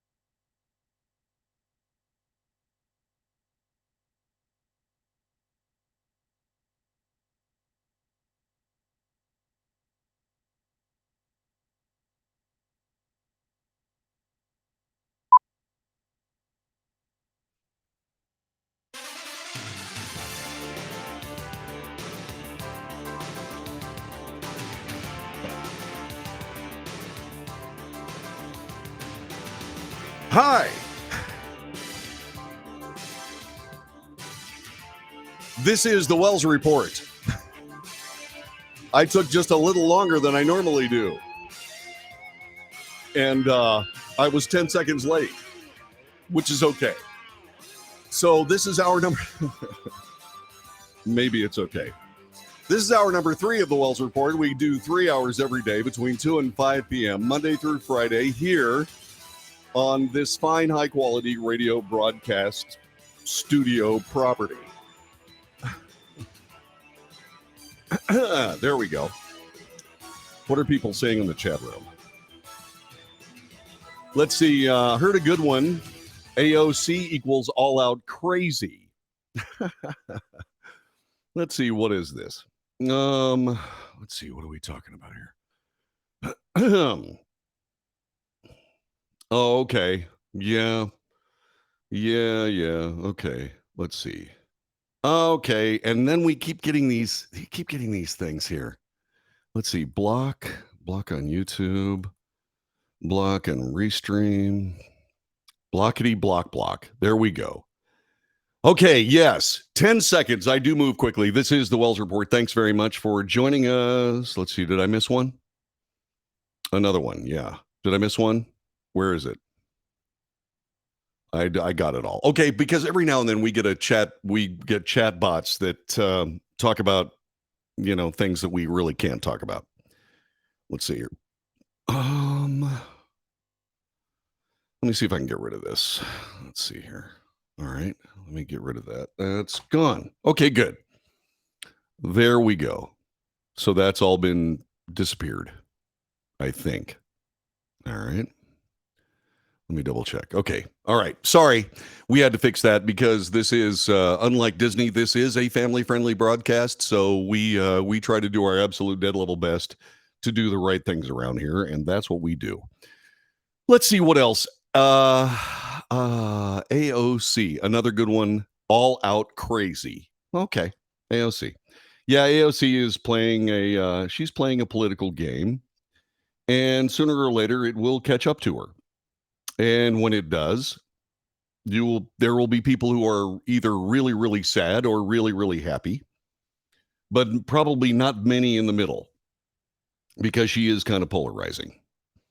So let's talk a little bit about President Donald Trump. He is the former president of the United States. He was elected in 2016. He received more votes in the 2020 election than any sitting president ever received during a re-election attempt and still lost the election. Now, who would have known that Joe Biden would be the president of the United States that garnered more votes from the American people than any other president in history? What is it about that guy? You just don't know, do you? But anyway, he was not reelected in 2020 and has then said that he will run for president in 2024, which, by the way, I think is a fine plan. Because as the last successful Republican president, his voice needs to be in the mix. Will he be elected to the presidency a second time? I do not know. I don't know. Does he have my vote as we have this conversation? No. No one does. If he's the best candidate, in my opinion, when 2024 comes around, I'll vote for him again. If he's the best candidate. I don't know whether he is or isn't, and neither does anybody else. And the reason that somebody like me especially does not know whether he's a president or not is because I'm too close to this. People like me, regardless of what they think, regardless of what they believe in their hearts, regardless of what their resume tells them, regardless of what their PR people tell them, okay? Regardless of any of that, we have no idea who the president of the United States should be. Only the people of the United States know. That's you. Only you know who the president should be. And that voice comes as a collective result of elections from one end of the country to the other. And so, will Donald Trump be the president elected in 2024? I don't know. Will I vote for him if he's the best candidate? Yes, I will. But I don't know that yet. We're waiting. So, Donald Trump has worked incredibly hard since the 2020 election to continue his political movement. And he does get out and about. He speaks for various groups and so on and so forth. And what ends up happening is that regardless of what he's done in the Middle East, there are people that, for whatever reason, are able to arrange dinners for the president to sit down with noted white supremacists, et cetera, et cetera. I'm pretty sure the president had no idea that that was what was going on, but whoever arranged the dinner needs to take his leave or her leave of the Trump organization forthwith, because that was stupid. The president obviously is not anyone who believes in white supremacy of any kind, supremacy or neo-Nazism. He's done more for Israel and the state of Israel and the Jewish people than probably any president that I am aware of, or any several presidents that I'm aware of, recognizing, say, for example, Jerusalem as the capital of Europe, of Israel. That pretty much settles it. He made video appearances at a Republican Jewish Coalition meeting, a conservative conference in Mexico, a fundraiser for families for defendants of January 6th. All beamed from Mar-a-Lago. He did an interview with Fox News and a tele-rally for Georgia Senate candidate Herschel Walker. He dropped in on a fundraiser with some other folks around the country. He has been credited with trying to suspend the Constitution of the United States, which he did not do. All right. So what's going on here? The Washington Post now says that President Trump is isolated and his isolation is deepening. Do you agree? Do you support, and here's the question that I want to ask you. Do you support, are the Abraham Accords still in force? Yes, they are. They've been signed. Yes. Anyway. So, do you support President Trump to the same level that you supported him in 2016 and in 2020? Yes or no, and why? 817-379-2172. 817-379-2172. Do you support Donald Trump at the same level you did in 2016 and again in 2020? Do you support him at that level now? 817-379-2172. 817-379-2172. Now, you got to remember some things here. There are an awful lot of people, both in the Republican Party and the Democrat Party and the mainstream media, that are doing their absolute dead level best to either make a case that the Republican Party simply has to move on from Donald Trump, or that Donald Trump is, in the case of the Washington Post, isolated, or in the case of noted Republican pundits around, including Karl Rove, that Donald Trump is the problem for the Republican Party going into 2024. Do you agree? 817-379-2172. 817-379-2172. In fact, Karl Rove said today that the only candidate that Joe Biden could beat in 2024 would be Donald Trump. I still don't believe that Joe Biden is going to run for the presidency in 2024. I just don't see it happening. I don't. Yeah. There are a lot of people that want me to ask now, do you believe Karl Rove as much as you did in 2016 and in 2020? And the answer is Probably not. You know, Karl Rove is a brilliant politician. I mean, he's brilliant. I mean, he really is the architect. Okay. I mean, this guy knows more about elections and politics in the United States than anybody you know. Add it all together, including me. This guy truly is a walking, talking genius. But he's also a politician. And he's a Republican politician at that. And the Republican Party is essentially not a winning party. They are a negotiating party. They are not a party that fights for anything. They are a party that negotiates for everything. They are not people that believe in strong terms that our nation is under assault through political forces. They believe they can simply negotiate themselves out of any difficulty, and they cannot. And our current life proves it. The mainstream media is not a fair and equitable source of anything. This newscast is far better at producing real, honest to goodness news. And I dare say, actual discussions about that news that are fair and balanced more than anybody else in the United States. There just simply isn't a more fair discussion of the day's news than right here on the Wells Report. And the reason is because I just don't believe there's a political solution to the problems of the United States. As a matter of fact, I happen to believe that in most ways, the problems of the United States are political.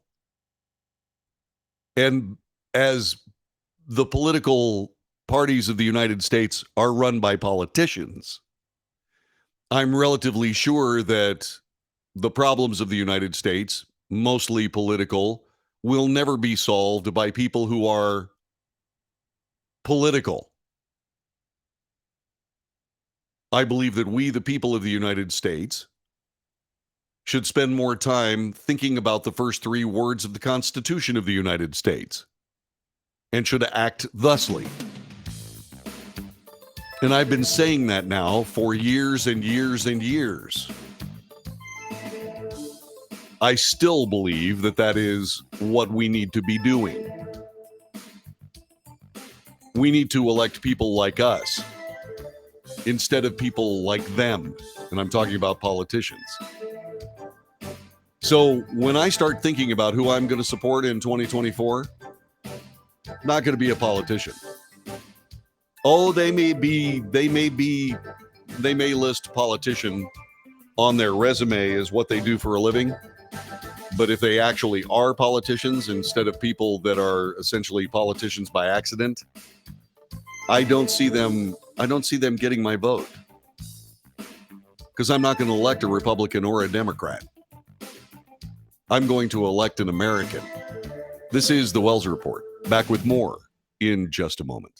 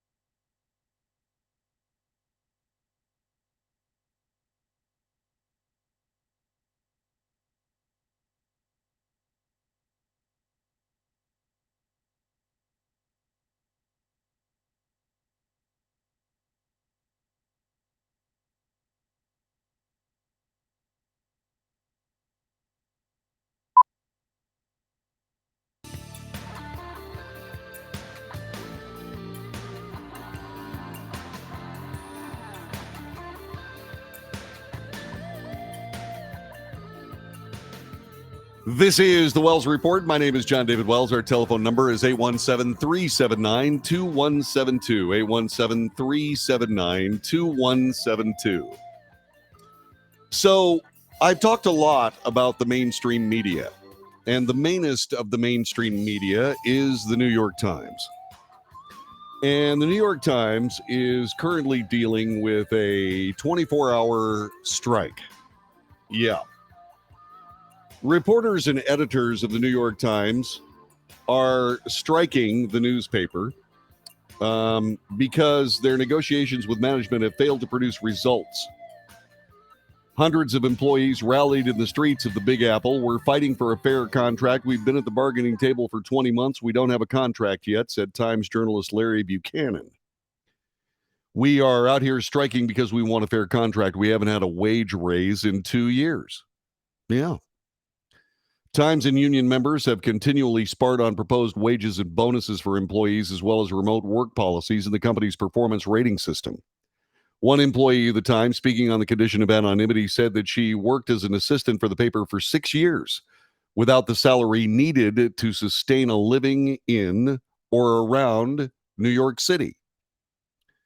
The employee added that a $65,000 floor salary for all staffers was the most important condition needed to have a successful negotiation with the company, which has been occurring for 20 months across 40 sessions.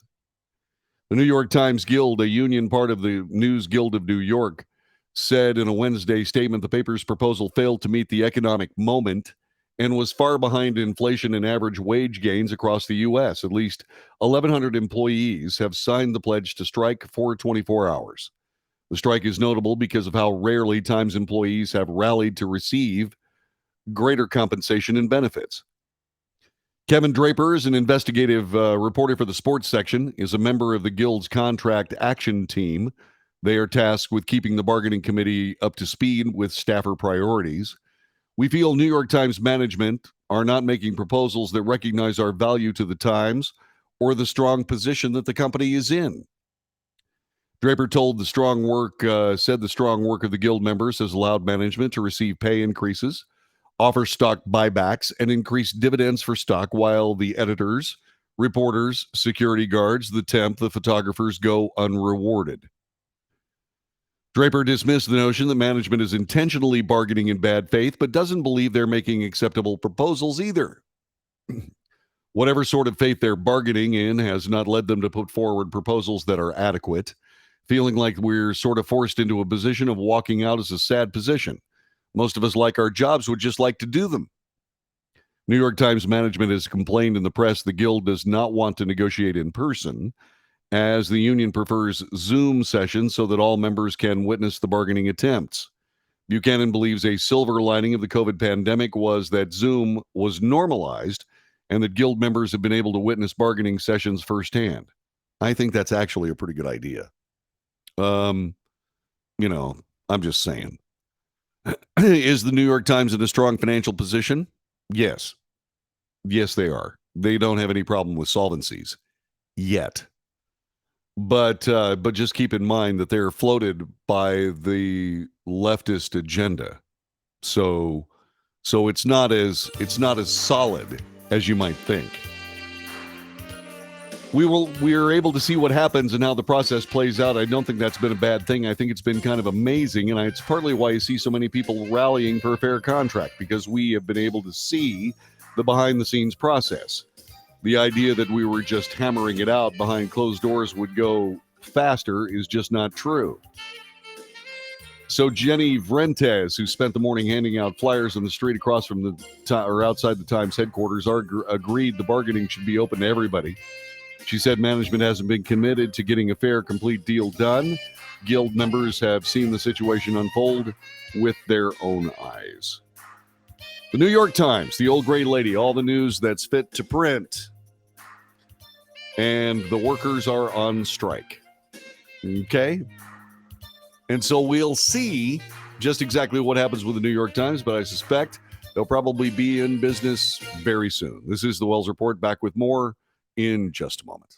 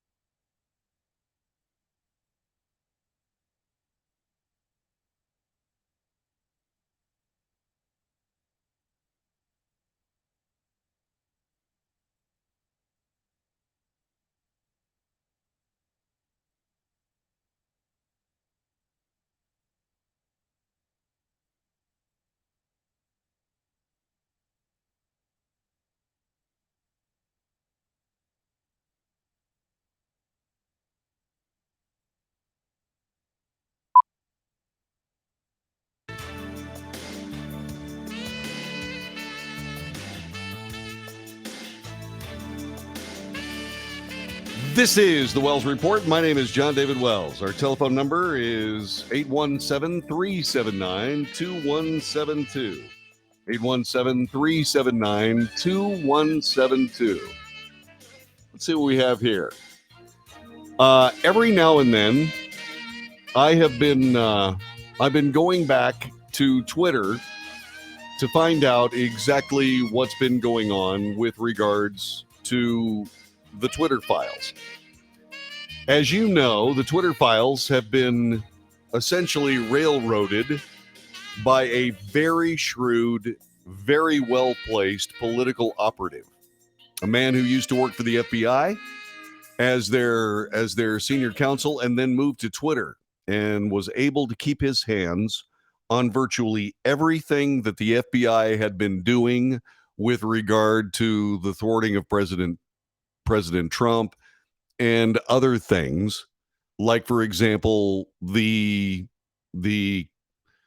censorship of the Hunter Biden laptop story, both with the FBI and with Twitter.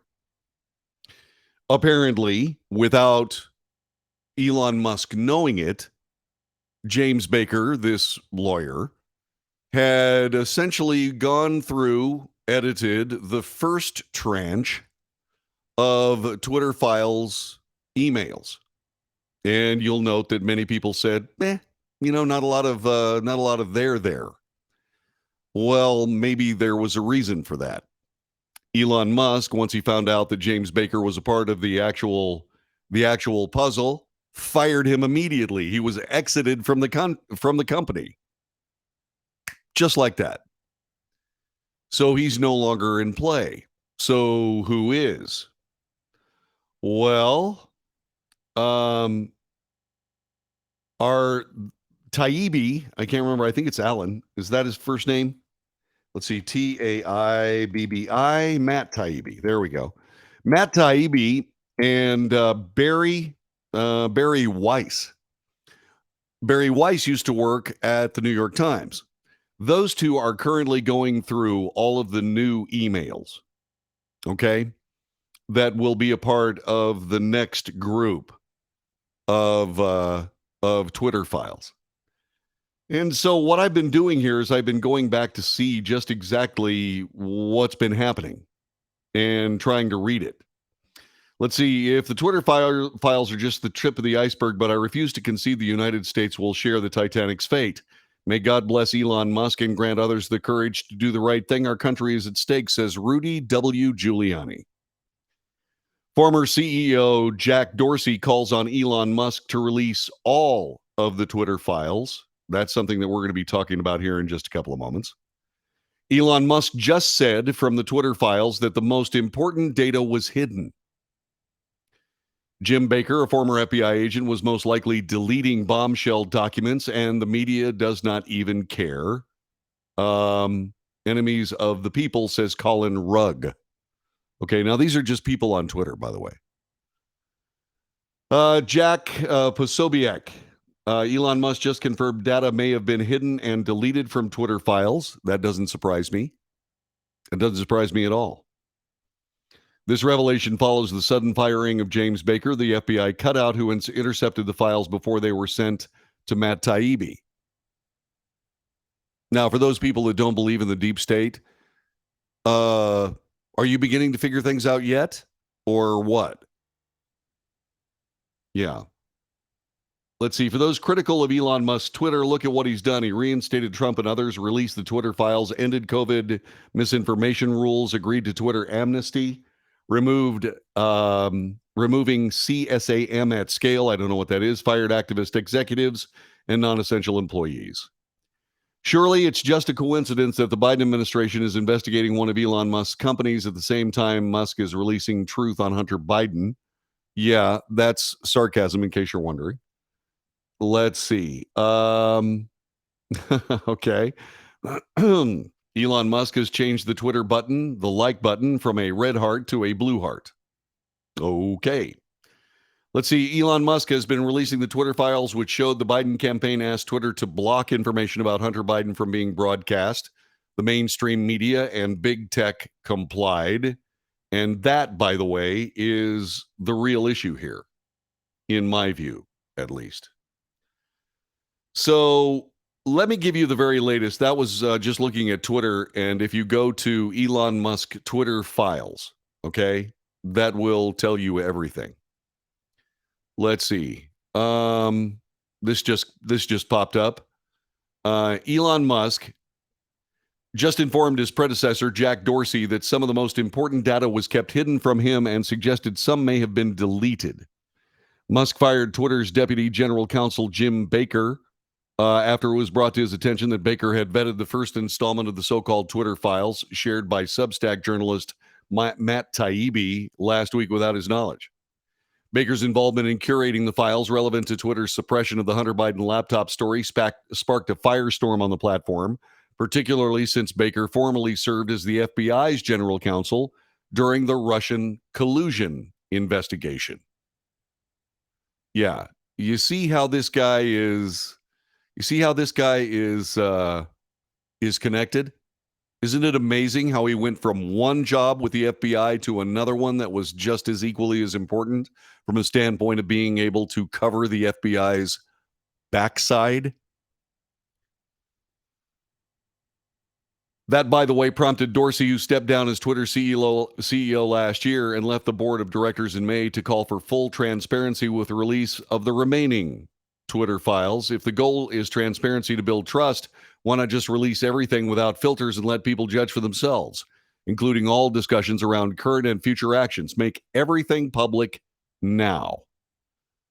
I don't know what Elon Musk is going to do, but he is a very smart guy, and I expect he will make the right decision. Okay? I do expect that that's going to be the case. Most important data was hidden. This was from Elon Musk to Jack Dorsey. Most important data was hidden from you too, and some may have been deleted, but everything we find will be released. So that's news. Elon Musk will release everything. It's unclear whether Baker was directly involved in the suppression of the deletion of the Twitter files. Well, most assuredly, he did something. Why was he there? He was there to do exactly what happened, which is to either slow down or change or massage or, quote, vet, unquote, the release of Twitter files. Did he delete some? Yeah, I bet. That's a guess on my part. But what else would he be doing there? If not to go through as much of that as he possibly could to get rid of as much of the very damning or very stinging parts of it. See, these guys aren't stupid. They have a pretty good idea what they're looking for and what to search for. The question is, and this is probably why it's taking so much longer to get the next group of Twitter files documents out. They're now doing the searches that would be required to try to reconstruct some of the records, if indeed some had been deleted, which I suspect strongly. Why else would Jim Baker be there? Anyway, moments later, Taibbi began his own Twitter thread, calling it a Twitter Files supplemental. On Friday, the first installment of the Twitter Files was published here. We expected to publish more over the weekend. Many wondered why there was a delay. We can now tell you part of the reason why. On Tuesday, Twitter Deputy General Counsel and former FBI General Counsel Jim Baker was fired. Among the reasons, vetting the first batch of Twitter files without the knowledge of new management. He went on to explain the process for producing the Twitter files involved delivery to two journalists, Barry Weiss and me, via a lawyer close to new management. However, after the initial batch, things began to become complicated. Over the weekend, while we both dealt with obstacles to new searches, it was Barry Weiss, who discovered that the person in charge of releasing the files was someone named Jim. When she called to ask Jim's last name, the answer came back, Jim Baker. My jaw hit the floor, said Weiss. The Substack writer then shared a screenshot of the first batch of files both he and Weiss received, which were labeled Spectra Baker emails. Spectra Baker emails. He's a controversial figure. He'd been something of a Z-Lig of FBI controversies dating back to 2016. He was involved in the Steele dossier. He was there with the Alpha Bank server mess. He resigned in 2018 after an investigation into leaks to the press. The news that Baker was reviewing the Twitter files surprised everyone involved, to say the least. New Twitter chief Elon Musk acted quickly to exit Baker on Tuesday. Reporters resumed searches through Twitter files material, a lot of it today. This would be yesterday. And the next installment of the Twitter files will appear at Barry Weiss. Stay tuned.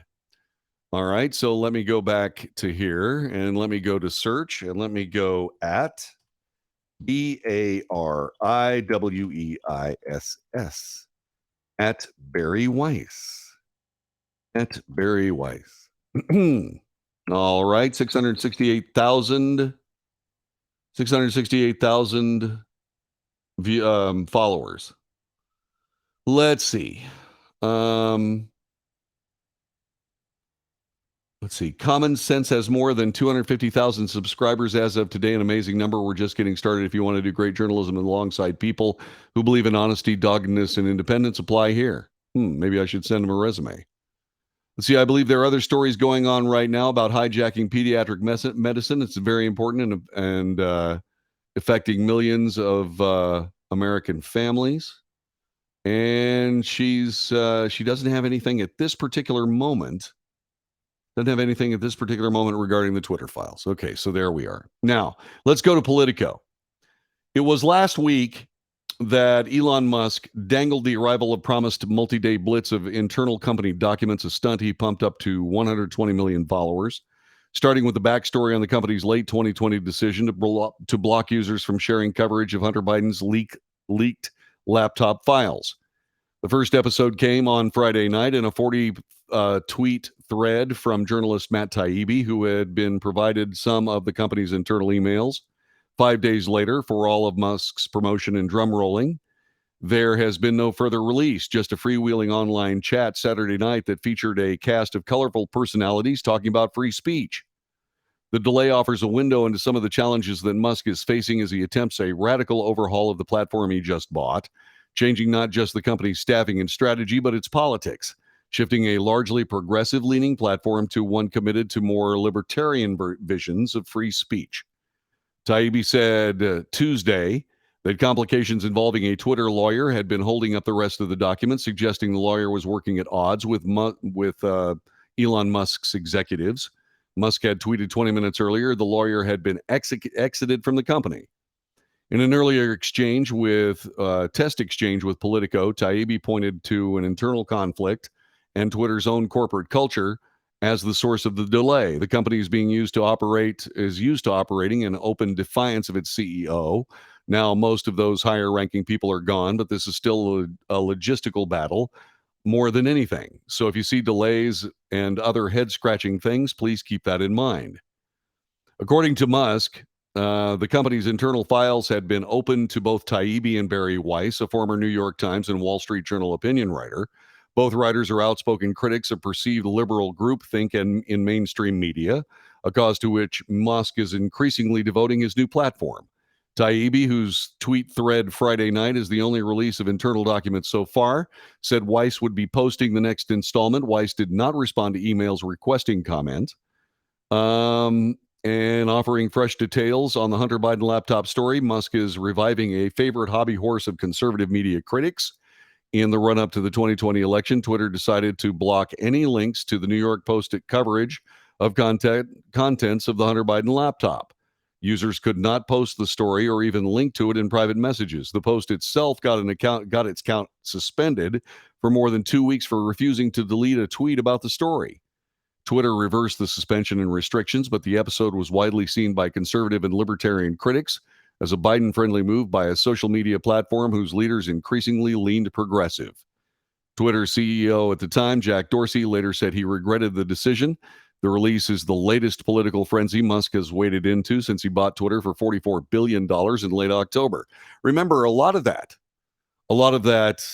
political frenzy is based on the fact that there are an awful lot of very nervous people that know exactly what Twitter was doing and are trying to figure out just exactly what those emails are going to say. and with the extrication of somebody who is a fixer. There's no doubt about it. This Jim Baker guy, he's an FBI fixer, and his first allegiance is going to be to the agency. It's going to be to the FBI, and so he's going to and has probably done whatever he could to protect the FBI. Question is, if he indeed deleted some of that stuff, will some of that stuff be able to be reconstituted? And what will we see next? Right now, the FBI looks terrible. The mainstream media looks terrible. Twitter looks like a real defender of free speech and the United States. Will that remain? This is the Wells Report. Back with more in a moment.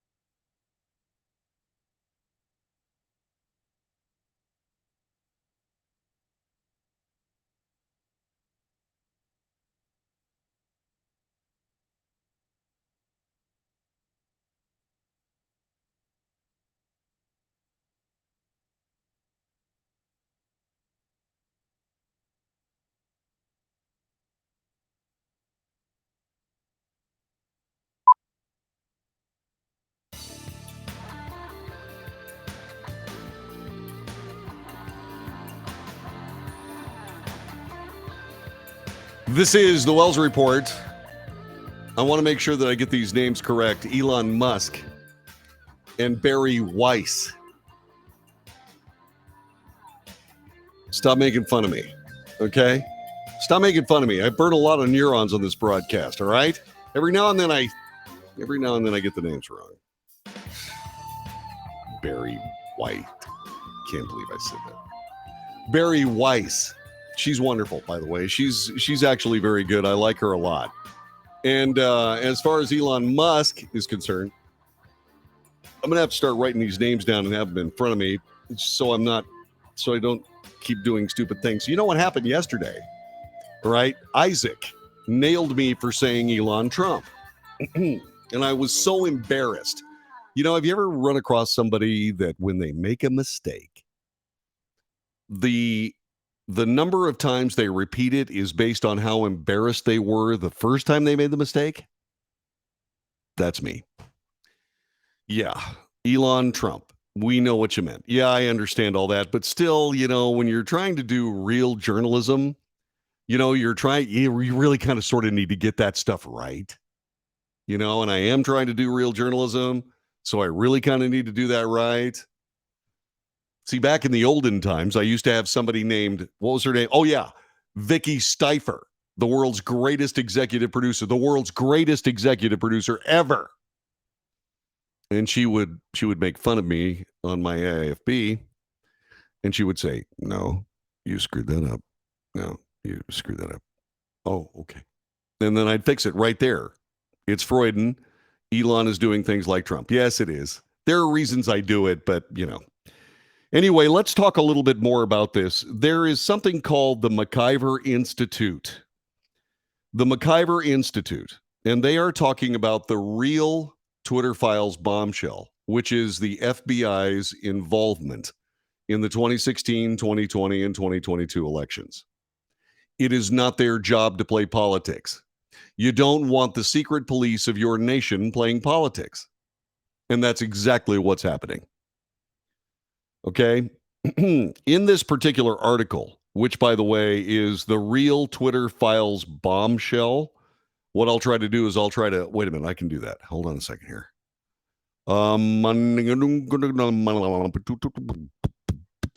Here we go. So what I can do here is I'm going to put this on the chat room right this minute. I'm going to put this on the chat room. I'm going to leave that there. I'm going to put this on the chat room so that you guys can at least get a hold of that, because you need to read this, because there's something in it that I think is worth having. Okay. So it starts with this. Twitter's former leadership did indeed take orders from Joe Biden's campaign in taking extraordinary steps to buy the New York Post bombshell report on the Hunter Biden laptop. John Paul Mac Isaac, the computer repair shop who assumed ownership of the laptop, turned the laptop over to the FBI in December of 2019. Even though the younger Biden's position on the board of the Ukrainian Holdings Limited played a central role in Congress's impeachment of then-President Donald Trump, the FBI never shared the evidence on the laptop with House investigators. Listen to this. When the impeachment trial began, the laptop was nowhere to be seen, said Mac Isaac. I knew they had decided to ignore the laptop in the impeachment trial, that the FBI had no intention of doing anything with it. I assumed it was at the bottom of the Potomac. It may well have been. Why is this important, you might be asking?